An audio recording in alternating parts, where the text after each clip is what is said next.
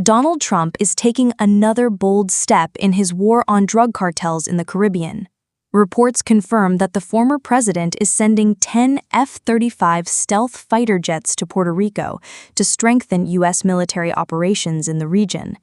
This deployment marks a sharp escalation following a deadly missile strike earlier this week in which U.S. forces targeted a boat allegedly carrying Venezuelan drug traffickers. According to the administration, that strike killed 11 suspected members of the notorious Tren de Aragua network. On Wednesday, Secretary of State Marco Rubio warned that such strikes would not be a one-time event, but part of a broader campaign. His words came just as tensions rose further when two Venezuelan military planes flew dangerously close to a U.S. warship in international waters, an act Washington described as highly provocative. The F-35 jets, considered among the most advanced stealth fighters in the world, are expected to arrive in Puerto Rico next week.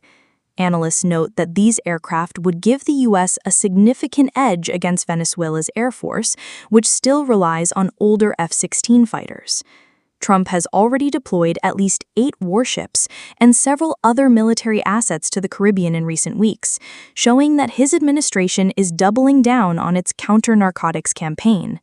Meanwhile, U.S. defense officials argue that interdiction, stopping drug boats at sea, has not been effective enough. Instead, they claim that only decisive and forceful actions will dismantle cartel operations. Defense Secretary Pete Hegseth stated that this is a deadly serious mission and warned that the military presence in the region will only expand. He went as far as to say that any future drug smuggling attempts could meet the same fate as the destroyed vessel earlier this week. But the decision has sparked intense criticism. Representative Ilhan Omar denounced the move as reckless and unlawful, stressing that Congress has not authorized military action in Venezuela.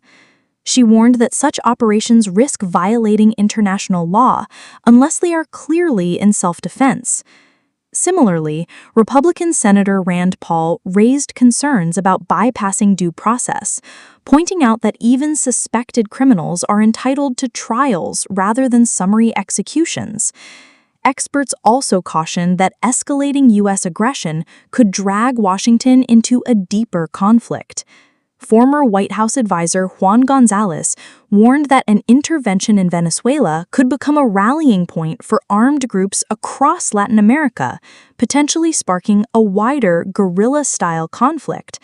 What remains clear is that this latest deployment of F-35s signals a new, more aggressive phase in the U.S. campaign against drug cartels in the Caribbean. Whether it will succeed in curbing the flow of narcotics or instead fuel a dangerous cycle of confrontation remains to be seen. This is InsightPulse, bringing you sharp analysis of the world's most pressing stories. Don't forget to subscribe to this channel for more breaking updates and in-depth coverage.